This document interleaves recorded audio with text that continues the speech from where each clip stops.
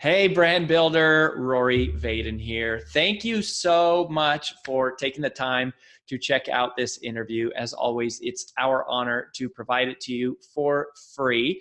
And wanted to let you know there's no big sales pitch or anything coming at the end. However, if you are someone who is looking to build and monetize your personal brand, we would love to talk to you and get to know you a little bit and hear about some of your dreams and visions and share with you a little bit about what we're up to see if we might be a fit. So if you're interested in a free strategy call with someone from our team, we would love to hear from you. You can do that at brandbuildersgroup.com/podcall, brandbuildersgroup.com/podcall. We hope to talk to you soon.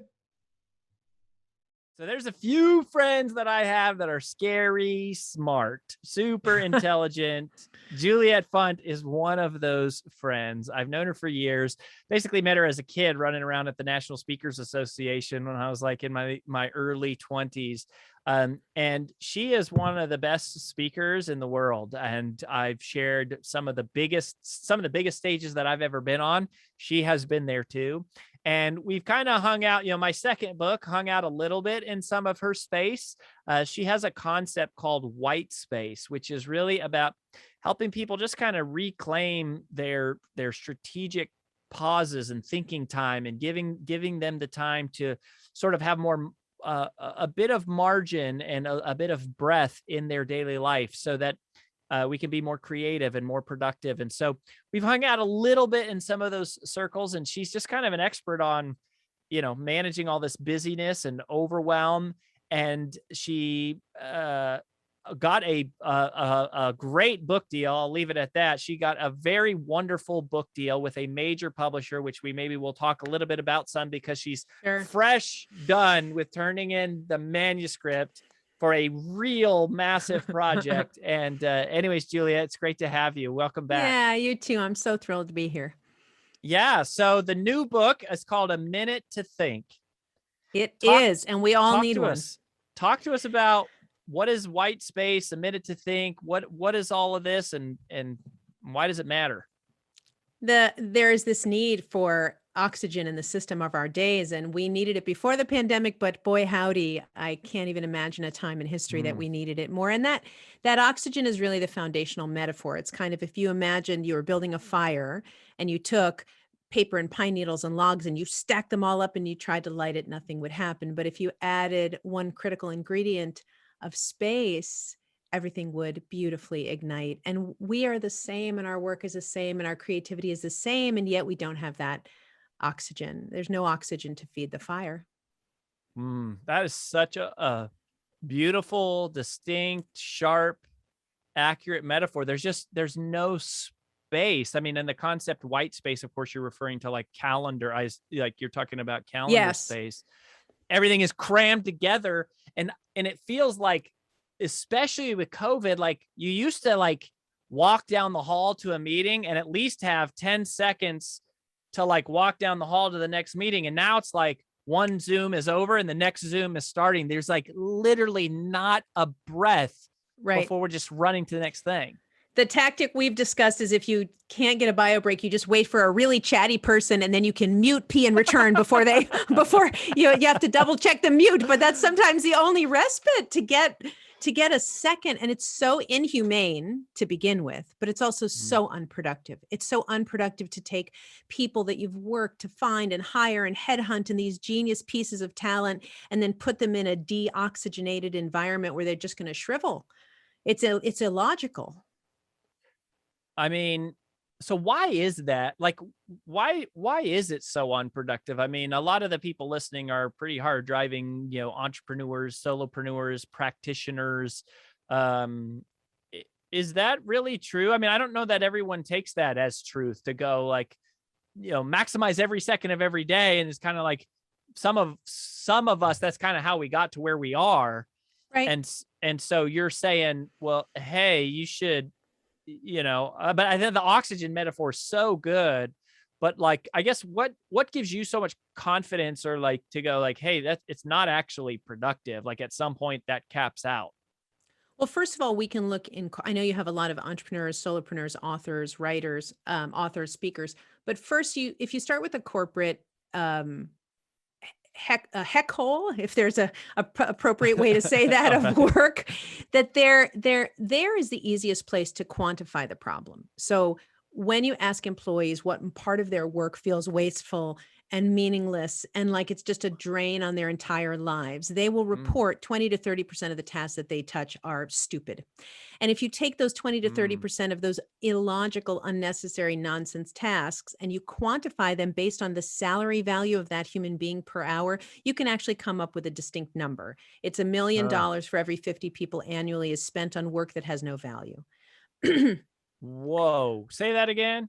So it's I'll give you even a visual. It's $1 million for 50, $1 million for every 50 employees. But that means, think of it as if you took 12 out of every 50 people and just let them eat Doritos and play video games all day long. And that was their entire contribution. That's the level of waste. That's the job that I want right there. Eat Doritos and play or maybe video Candy games Crush. while the rest of you suckers are cranking out the work and getting stuff done. 12 out of 50 people just not doing anything. So that wasteful, willingness to let that much waste in the system comes from the fact that we worship activity and not productivity, and that they are two different things. That just because we're moving and checking boxes and doing doesn't mean we're actually producing, building, creating something of value. So that common misperception is the seat of the corporate example. Then you move to all of us, the speakers, the authors, the people who are just working it. Yes, we have to work incredibly hard to get where we're going, but little sips of thoughtful time are necessary to make sure that we're not working blisteringly hard in the wrong direction.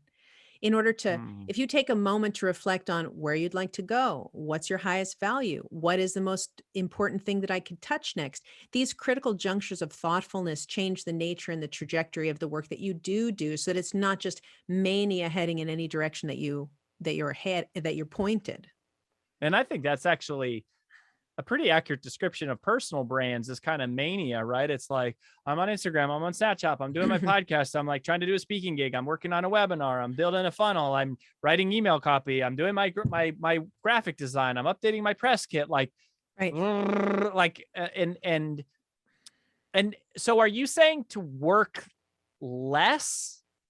Like, is that the goal here, is to do less, work less? No, for those corporate people I'm talking about, we want to remove that wasteful work. But I'm not talking specifically about working less, although I do think that there are fascinating framings being put out now by people like Michael Hyatt, whose entire giant team is on a 6-hour day and finding it exactly as effective as an 8-hour day was. So there are interesting people playing in the work less space, but that's not what I'm saying. I'm saying that without the ability to pause in between the activities of what you do, you can't oxygenate those efforts correctly. So let me walk you through what it looks like in real life. When you finish writing the script for your blog, and then you're going to move to checking your new headshots, and then you're going to check to your Instagram feed.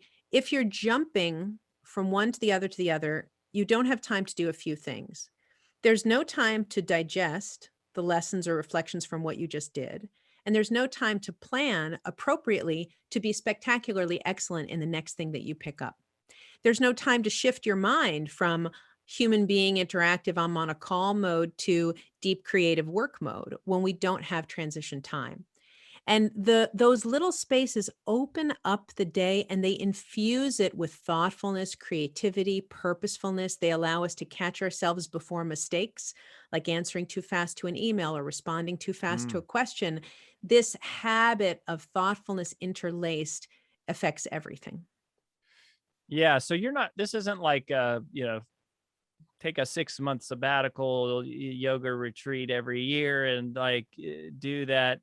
Really, you're saying I love that last phrase. You said thoughtfulness interlaced throughout the day, and I was thinking about, the first thing that came to my mind was that, so at Brand Builders Group, we're a classic example of this. Like, we started growing really fast, got a marketing team, and then the marketing team went off in 1,000 directions and everyone started doing stuff.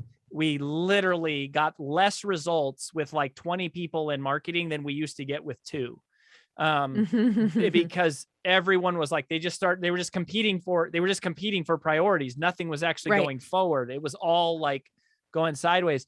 And then we were like, okay, we're going to do one launch a month. There's only one thing that we do every Right. month, because even if you only do one thing a month, you're not actually doing one thing a month. You're doing that thing, but you're optimizing the thing that you did the month before, and you're preparing for the thing that is coming next. And we had no space and time before that because it was just a constant like race. And you're saying It's that happens all it's the time. low value quantity work. If you think of that Mm. phrase, it's not something that you want to be producing as a company, but many of us are generating low value quantity work. And one of my favorite metaphors for this is if I spoke to a mole scientist once who studies moles, the little burying kind of critter. And what they do in mole land is they don't have any specific direction that they dig, but they dig very fervently for the entire day. So they just put their little paws up and they just go in any direction they happen to be digging, and then they give it their all. And they really work hard all day long. But we don't want to be moles. We don't want to be randomly going in any direction. We want to be purposeful and thoughtful. So just a minute ago, you and I were talking in prep about, I'm 4 weeks away from book launch. The crazy is starting. The opportunities are raining down. Should I be writing to clients? Should I be on podcasts? I be writing special print media? And I took a minute and we got slow and I said, what is the one thing? What are the 2 or 3 things? And just that deceleration will kick in your own wisdom. It's just a matter of getting off the speed for a minute to say, oh, right, wait a minute. I'm just realizing that I just prepped 400 emails on a project that I'm not really invested in, but I'm just getting off on the sending. And if we take a minute to think before that, you can avert all of that work. Yeah. I wonder how much of it is like, it's really weird. There's like, because on the one hand, it's overwhelming and exhausting and daunting and all of those things. But on the other hand, it's almost like we do this busyness as a defense mechanism from having to like stop and really go, is what I'm doing really matter? Is this really smart? Do I really even enjoy the thing Mm. that I'm doing? And it feels like we do that. It's almost like we're addicted to moving fast because it like prevents us from having to sit with our thoughts. And deep work is really scary. So the Cal Newport style deep work, where we go in and we create things that are like one gorgeous piece of sushi that's sitting on a platter that's so rich and so flavorful that you don't need anything with it, that's just spectacular. That kind of work to produce tight, gorgeous, rich work is really hard. And it's really Mm. lonely. If you're into any degree an extroverted person, you like relational tasks. I write to you and marketing writes to me and sales writes to marketing and I chat with you and I'm on Zoom with you. So all of that relational stuff factors in to what we miss when we try to slow things down and do quieter work. So there are a lot of addictive and habitual and adrenaline-based reasons that we avoid it, but sometimes that's where the gold is. Hmm.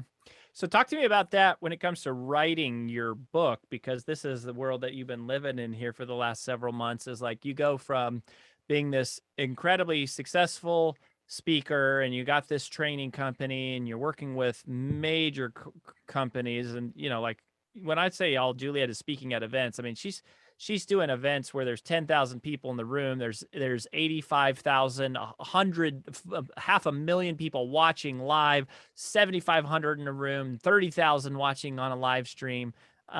Big time stuff. You go from doing all that to be like, hey, your manuscript's due in 4 months.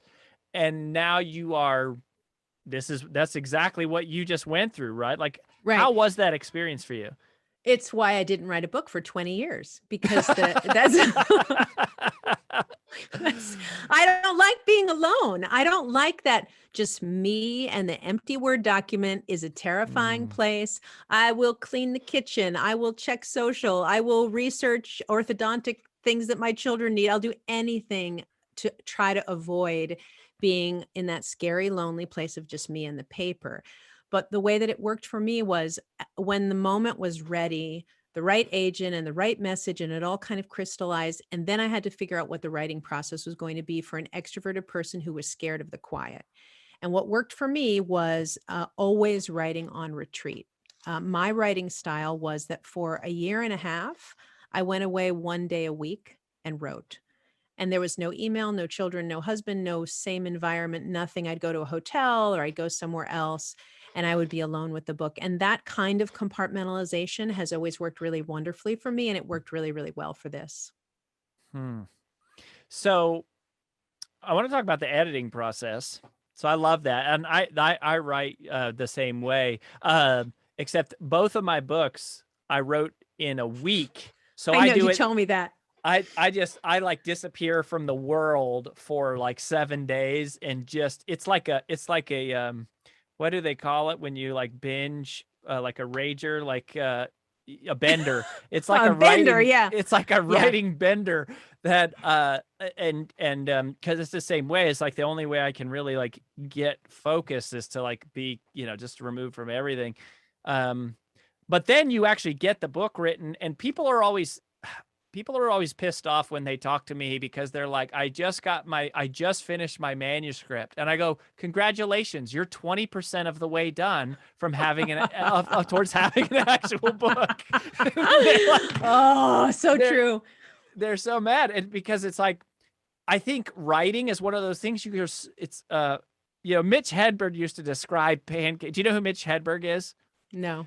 Oh my gosh, he's one of my favorite comedians. He died of a drug overdose, which is sad, but he was really brilliant. And he used to say, it's like pancakes. At the beginning, they're all warm and fluffy. And then by the end, you're just freaking sick of them. Like writing is the same way. Like you're like, oh, this is so exciting. I'm writing my book. And then it's just like, then you have to edit and you're like, I'm so sick of this. I don't want to read. So talk to about the editing process. How about when you're done? I'll go back to that, but how about when you're done editing and you finally get done with these sticky, cold pancakes, and then they go, now the next year of your life is going to be being on podcast, repeating back the same pancakes for the rest of your career. It's very difficult.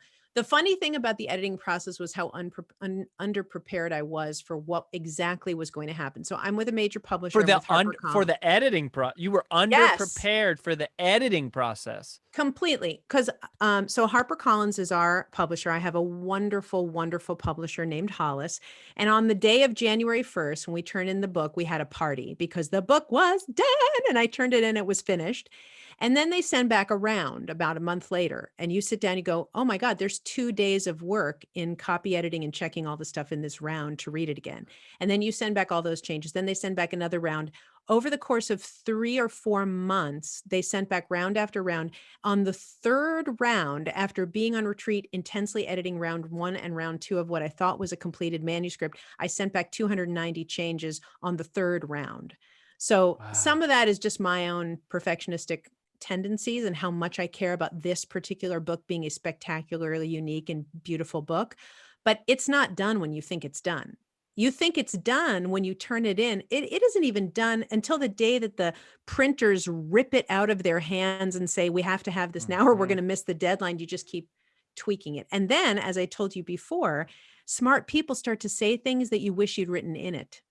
Yeah. And now it's finished. And you go, oh my gosh, if I just had that conversation with Joel before we locked the manuscript, I would have completely changed A, B, or C. And I'm prepared for that to just keep going.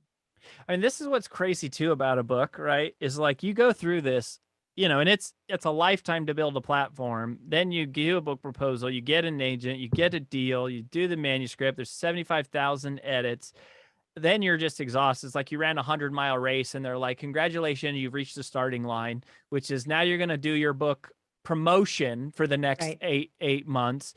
And then at the end of it all, you sell the thing for $22.95. Meanwhile, you could throw your iPhone on, record a video course and sell it for $500 by this afternoon. And that's what I think makes books so beautiful and still so relevant and so important. It's the work that you do. It's the amount of space and oxygen that went into building this beautiful thing and over and refining it. It's a lot of great things. I mean, it is, if you got a decent advance, you're going to be very old and gray before you even see a dollar of that 22. So that's another thing, is this is the most free work I've ever done in my career over the last three years on this book. But the beautiful thing about writing a book is it takes content that is in a raw form, and it causes you to sit with that content and tweak it and play with it and marinate it and step away from it and come back to it. And the end of it, you open it up almost as if you hadn't been part of the process, and you say, this is wonderful. And it comes to fruition like a child growing into a, like a boy growing into a man. There's this day where you look at it and go, wow, I have goosebumps right now telling you the story of getting goosebumps about looking at it, because you think, now it's ready. It works. It's clean. It's easy. Maybe it's enjoyable, and wow, it came together. And that's the most thrilling creative process that I've ever been involved in. And that has nothing to do with whether it sells or makes me famous or makes a dollar from here forward. Mm-hmm. And this, everything you just described, the beauty of that, which we've, in the context of this conversation, been talking about in these, what we would call, and Take the Stairs, a harvest season of focus. But it's almost like white space in A Minute to Think. It's almost like you get a little bit of that in everything you do. If you just breathe for a second, you kind of infuse that same level of creativity and wonder and innovation into your entire day, just like little bits at a time. If you have the habit of the pause inside your bones, what happens is that it naturally shows up for you without trying. So on those writing days, I would write or edit for 12 hours. But if I happened to catch out of the corner of my eye a pretty sunset while I was writing, or if I happened to notice that my hands were really enjoying the warmth of my teacup while I was holding it, it would be second nature for me to pause and go with that. Go with that for a minute. If I was writing and I had a little grain of an idea and some critical voice said, oh, that's silly or not worth it, my habit of the pause would tell me to stop and hang with it for a minute before dismissing it. And so what happens is, once the pause becomes your practice, it comes to you naturally, like breathing, and you get the sense of pausing, going, pausing. I definitely believe that there are harvest seasons. I believe that balance is like the stock market, and it goes up and it goes down. And right now I'm in a book launch. I'm not as balanced as I am in other times. But if you can think of it as an interlacing, just a beautiful sine curve of go, stop, go, stop, go, stop, I believe that you'll be stronger, longer, and better in the work that you do. That is marvelous. So the book's called A Minute to Think. Where do you want people to go to read about it, find out about it, connect with you? JulietFunt.com is where you can get the book. Hopefully that you'll share with your team, because we have a very, very strong impetus for people to discuss this work together. So it comes to life when you say, what do you think about this? And how can you apply it? And what feels safe in the world of busyness to take pauses? It's a wonderful thing. And there they can also take something called the busyness test, which is a quiz that any of your listeners can go to understand where are the most pernicious thieves of their own time, and where do they come from, and how they can stop them uniquely for them. I love it. Well, we'll link up to JulietFunt.com and also the book, A Minute to Think, it is called. Check it out. Profound, powerful, insightful, both accelerating and decelerating to your life at the same time. Really, really a magic joy. I've read through the entire manuscript. I absolutely love it. Fully endorse this book. Check it out. Juliet, thank you for making time for us. And thank you, my we friend. wish you the best. Always great. Thanks.